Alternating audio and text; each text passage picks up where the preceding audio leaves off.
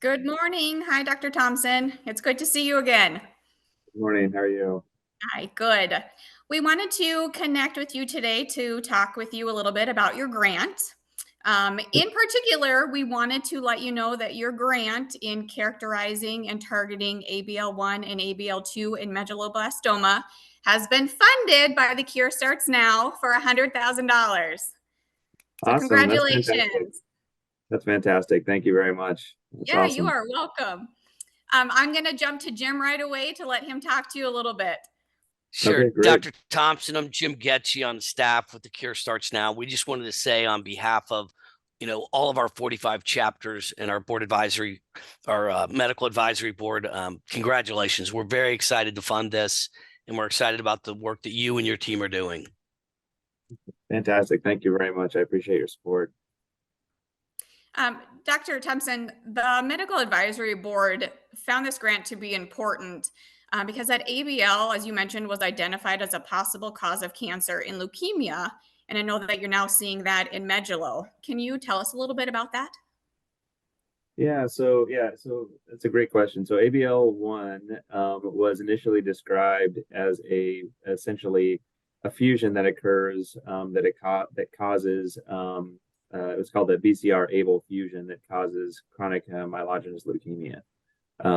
And because of this discovery, there's actually been a whole new field of inquiry into how to target this. And so actually, a lot of these hematologic malignancies like CML and others are now really targeted by these ABL inhibitors, and the survival and so forth because of this discovery in that context has really increased since that time. The way I became interested in this project is one of my collaborators when I was at Duke University, named Anne-Marie Pendergrast, is one of the world's experts in ABL1 and 2 kinases. We were talking and so forth and thinking about things like, what could be drivers of dissemination of medulloblastoma, which is essentially when that occurs, it's an incurable disease. Going through larger databases and so forth, there looked to be some type of connection. And then we recently just published a paper in Neuro-Oncology Advances based on our preliminary results, showing that indeed that looks like their ABL1 and ABL2 are putative drivers of dissemination of medulloblastoma.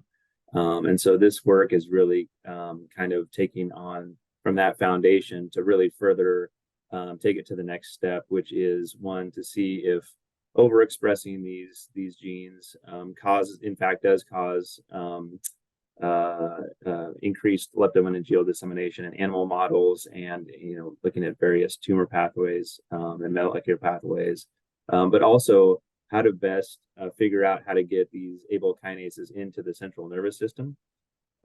So we do have some preliminary data that show that they work reasonably well. At least some of them work reasonably well, but it's not clear exactly how well they get into the CNS. So the second aim of this project is really to optimize, the different combination therapies of these ABL inhibitors, and to figure out how we can really improve their ability to get into the CNS to be effective for kids.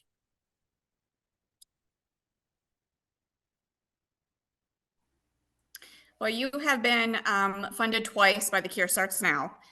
So we thank you for everything that you do as a medullo parent and a mother. I personally thank you for all your work and everything that you're doing. But again, just on behalf of the Cure Starts Now, Dr. Thompson, we thank you for everything that you're doing.